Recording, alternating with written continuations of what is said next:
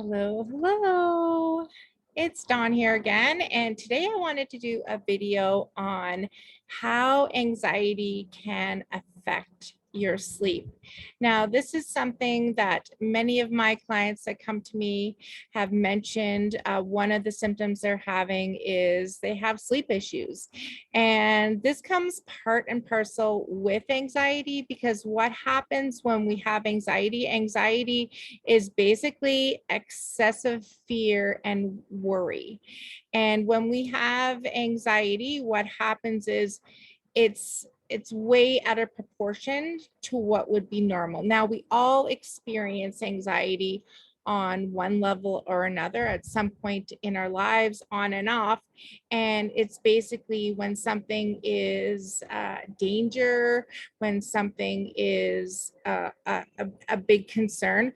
But what happens is when the anxiety lasts for long periods of time and becomes a daily occurrence, this is what real, true anxiety sufferers, anxiety disorders, this is what people struggle with. And so what can happen is when we have anxiety is we're always excessively worrying about everything. We fear all these things, and it's really getting out of proportion to what would be normal.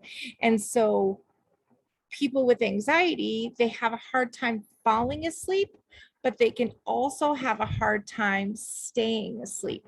So waking up in the middle of the night with ruminating thoughts, worrying, having a hard time going to sleep because of those ruminating thoughts. And many of us know, and those of us that don't know, sleep is super important. And sleep is when we rest and restore all the cells in the body, all the way to the DNA. This is how we can have more clarity, feel more grounded.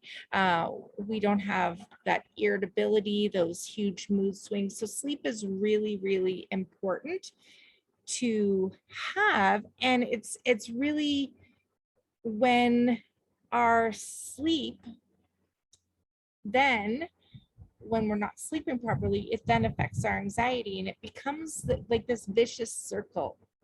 So we're not sleeping well, and then our anxiety gets worse. Or when our anxiety is worse, then our sleep is worse. And this becomes a really, really big issue. And so what happens is we're worrying about all these everyday things in life, and the anxiety is actually a problem, and it becomes a big problem, and it's time to get help when your day-to-day life is not happening the way that you want it to be. You're not able to do those things that you enjoy doing. You're feeling held back from something in some way. So that's really the time to get help. And so people with anxiety disorders, general anxiety disorder, are really nervous all the time. They just really seem on edge and just really short with people, and just, yeah, I call them edgy. They get edgy. And this is happens most of the time in all areas of their lives, personal, professional, in their family life, everything. It affects concentration, mood, irritability, restlessness. It affects your relationship, intimacy with your partner. It affects your personal life. You basically, you feel like you're out of control and you can't control everything. You're exhausted, you're fatigued because you're fearing all these things, and it just sucks basically the life out of you. It's like this impending doom. And so what happens with people with anxiety, they have these what we call ruminating thoughts, these thoughts that go over and over and over and over again in their head. And anxiety is basically living in the future. They don't know.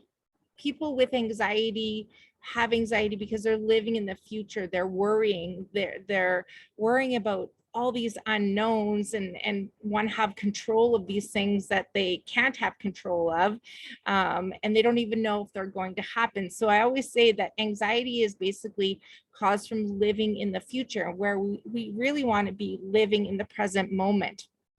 Where when you compare it to depression, depression is all about living in the past events, past experiences. And so when someone has anxiety and they have these ruminating thoughts, and then they go to bed and they just can't stop the ruminating thoughts. And because they can't stop and control these ruminating thoughts, then they can't fall asleep. Or eventually they're able to fall asleep, but then they wake up in the middle of the night because of more worry, more stress. And that becomes really complicated, because what happens is it's a vicious cycle. It's a loop, and that loop never stops. So, the fear, anxiety, the dread, then you can't sleep, then you're waking up at night, you're not getting the proper sleep hygiene, you're not getting REM sleep, which is super important. We need to have so many hours of REM sleep, rapid eye movement, and you can look that up, what that exactly is, to understand that more. But it's really important. Sleep is really important. If we don't, you probably notice, I know I have, when I don't get enough sleep, I'm more edgy, I'm more on edge, I don't have as much patience in the day, and I pick up on it right away. So it's really important to have that sleep, that proper sleep, and find ways that you can control these negative thoughts, and have basically a strategy and a routine, a sleep hygiene routine, a sleep routine that will help you deal with these issues. Now, this sleep fragmentation, when you're waking up in the middle of the night and then you pick up your phone and you're trying to distract yourself, these really don't work, because what happens is, when you wake up in the middle of the night and you have these thoughts and you're like, oh, I'm just going to grab my phone and look at my phone, you start scrolling through Facebook, Instagram, checking your email, whatever, then you're exposing yourself to blue light, you're exposing yourself to electronics, where that actually has also a negative detrimental effect on your sleep. Then it's harder to get to sleep, because what that does, it's a distraction method, but it's actually stimulating, and you don't want to do anything stimulating when you're trying to fall asleep. So when people have anxiety, they can have nightmares, dreams, bad dreams about, when they go to sleep, they're worried about having more dreams, or they're worried about waking up with bad dreams and what they can do. And this is really, to be honest, it is just a vicious cycle. So the important thing is realizing how important sleep is, and that anxiety and sleep go hand in hand. Some people that have sleep problems also then develop anxiety, and some people that have anxiety then develop sleep problems. They do go hand in hand. All my clients that have come to me, these are hand in hand, part and parcel, issues with anxiety and sleep. So the biggest thing we want to do is we want to work on breaking the cycle of these ruminating thoughts. Number one, this racing mind. So when your mind is racing, you just feel like you can't control anything. You have these ruminating thoughts. So there's a few things that I talk to my clients about. And one of the most effective things I teach my clients is self-hypnosis. So I teach my clients how to do self-hypnosis on their own, and they can do that anytime they wish. And I always recommend doing it first thing in the morning and then at bedtime, right before they go to sleep. But you can also use self-hypnosis in a form of what's called progressive relaxation. And that is when you're laying in bed and you just slowly, gently think about relaxing all the way from the top of your head all the way down to the very tips of your toes, and just doing that nice and slowly. And think about, I'm going to make my my forehead loose, limp, and relaxed. And now my eyelids are loose, limp, and relaxed. And you go through every part of your body from the very top of your head all the way down to the tips of your toes, thinking that you're so comfortable and so relaxed, and doing this in a nice, slow, calm, relaxed way, peaceful way. And the other technique that you can use that's very effective to help control the racing thoughts is using a breathing technique. And I personally love box breathing. And so what box breathing is when you inhale for a count of, say, 5, hold for a count of 5, and exhale for a count of 5. So if I do it for you here now, it would look like this.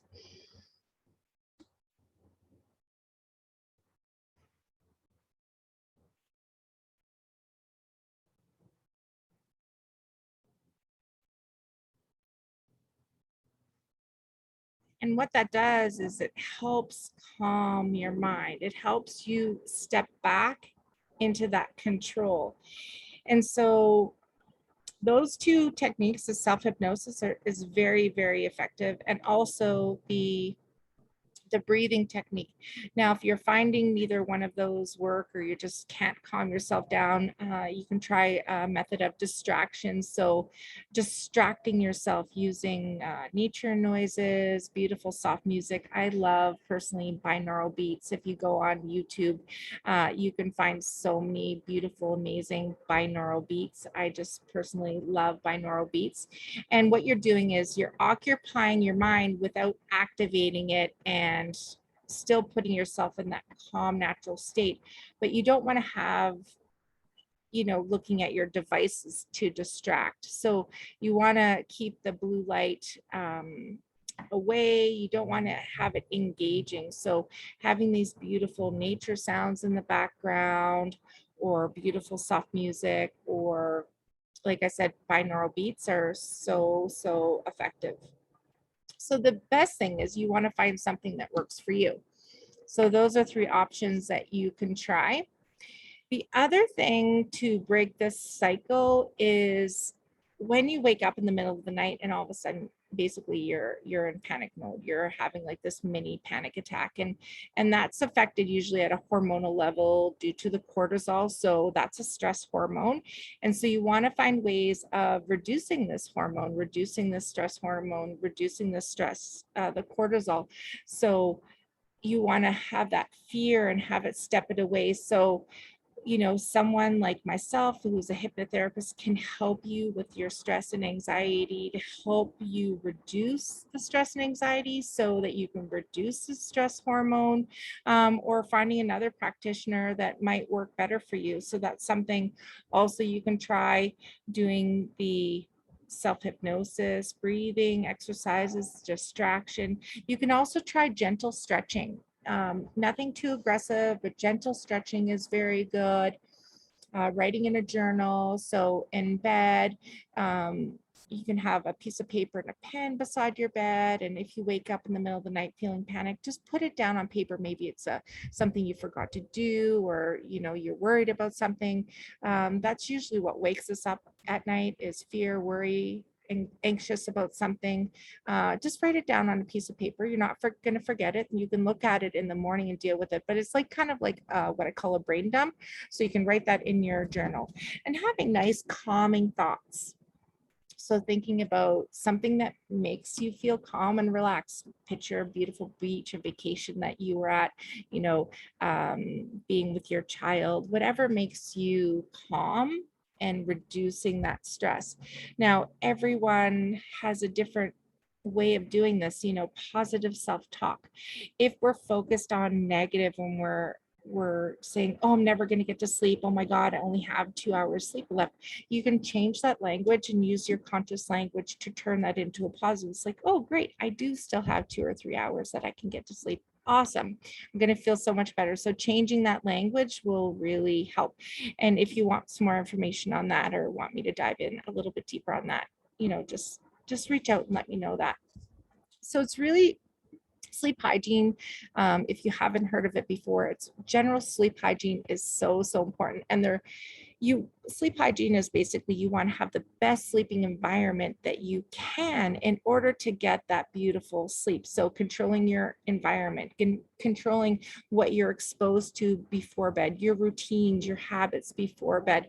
So some tips I'm going to give you on generalized just sleep hygiene are having a regular time that you're going to bed every night. So whether it's a weekday or weekend, have that regular time because your body loves routine and it's looking for that routine. And when you don't have that routine, your body sees that as jet lag. If you ever traveled overseas, your body is in jet lag. It could be for days or a week. I know I've personally experienced that traveling overseas, and that's what it's like when your body isn't getting, you're not getting that same sleep, going to bed at the same time. That's not a routine. So that's very destructive to your body and all your processes. And so another thing you can do is create that restful, peaceful, calming environment in your bedroom, you know, having the proper temperature, the lighting, the noise control, and doing everything in your control. So you can use blackout curtains, use like I have a beautiful wake up light that basically my room is completely dark. There's not any lights coming from any devices. You can put AC in your room, those portable units. I love my portable unit. I wouldn't know where I would be right now without my AC in the room with the summer. Pets can be very disruptive to our sleep. So if you have a hard time sleeping, keeping pets out of the room, and of course, no devices and no TVs, because that's all stimulating and can affect your sleep. You can try face masks that go over your eyes to keep your room dark, earplugs, noise canceling headphones. And what happens, I've tried those before too. And once I fall asleep in the middle of the night, I just literally wake up and not even wake up, just unconsciously while I'm still sleeping, basically just pull them out and sneak them under my pillow and put them away and take them out in the morning. And so the other thing, step number 3 that you can do, tip number 3 is make sure your bed is comfortable. Not many people realize how important it is to have a comfortable mattress, comfortable, proper pillow, depending on how you sleep. Are you a back sleeper, side sleeper, you know, and proper bedding. I personally love my bamboo sheets. They're nice and cooling. I don't deal well with low quality fabrics. I've been using bamboo sheets on my bed for years now, and I absolutely love them. So check out bamboo sheets, and they're great if you're if you're sleeping with a partner, and of course the temperature is hotter when you have 2 bodies in a bed. Bamboo sheets work really well. The next tip that you can do, it's really important, and a lot of people don't think that exercise has anything to do with sleep, but engaging in regular exercise actually has a direct effect on your sleep. So it's not only good for strength, flexibility, keeping you healthy, but it actually will help you sleep. Do something that you enjoy. Find an activity you enjoy. It doesn't have to be a big HIIT class or you know, you're going mountain biking or going running 10 miles. You know, you need something that raises your heart rate, and you want to do it something earlier in the day. So earlier in the day is always better, not too close to bedtime, because then you're stimulated and then you have a hard time falling asleep. Tip number 5 is stimulants. So how many people love coffee? Maybe you smoke, nicotine. So caffeine and nicotine are 2 stimulants that definitely will affect your sleep. So avoid those as much as possible, decrease it, eliminate them out of your life. And you can talk to your GP or your family physician about this, or you can consider someone like myself, a hypnotherapist, who can help you with these habits, reduce and eliminate caffeine and nicotine, quit smoking out of your life forever, if that's what you want. Tip number 6 is avoid consuming too much food at night, because if you're eating too late and then you go to bed, this will actually affect your sleep. You won't be able to sleep as well. So consider shifting to maybe a larger lunch and a smaller dinner, eating earlier at night, and setting a time that you're not going to eat after, 7 p.m. or something like that, and do something that works for you, and this is all trial and error. You have to, try a few different things and see what works for you. Tip number 7 is alcohol. A lot of people that have come to me have used alcohol at some point to help them sleep. And this is kind of a catch-22 because alcohol can help you feel calm and get you ready feel like you're getting ready for bed, but it actually disrupts a lot of the body processes. It affects your body temperature, it affects your hydration levels. So it cause you to wake up in the middle of the night, have crazy dreams and that type of thing. So if you're experiencing stress and anxiety, and the way you're dealing with it is, 1, 2, 3 glasses of wine at night, a gin and tonic, rum and coke or whatever, to calm yourself, consider finding other ways. Go back and re-listen to this video, take some notes, and listen to other ways that you can help calm your mind. The self-hypnosis, the breathing techniques, the distraction methods, instead of using alcohol to help you calm your mind to go to sleep. And one of the last tips, tip 8, is bright light in the house, like big overhead lights, hours before bed, can really affect your sleep. So what you can do, it affects your melatonin. And so, you can use lamps instead of overhead lights, night lights in the bathroom, because in the middle of the night, if you need to go to the washroom and then you flick on this off the light, that it's bright light and you're just wide awake. So you can use like a little night light in the bathroom, so you have enough light that you can go to the washroom safely, and then you're not like all stimulated from the bright light. And of course, you can, with the cell phones these days, put it on night mode, dim the light on the TV. If you're watching the TV in the evening, you can turn the brightness down. And even consider, electronics and TV, because they're very stimulating. Consider maybe putting them away 1 or 2 hours before bedtime. So you need to find what works for you, your family, your lifestyle, and one thing doesn't work for everyone. And so something I just say is get curious about these tips and methods, and try different things. And I'd love to hear, things you've tried, what worked for you, why you liked it, what you liked about this, which things you didn't like and why you didn't like them. And, if you want to get in touch with me, you can reach out to me on my website. It's www.yourlifereinvented.ca. You can also Google me on Facebook, Instagram. I'm all over the place. Dawn Arseneault, Your Life Reinvented Hypnotherapy. Send me a message. I would love to chat with you and stay connected. And so until next time, guys, sleep well, stay calm, and we'll talk to you soon. Bye for now.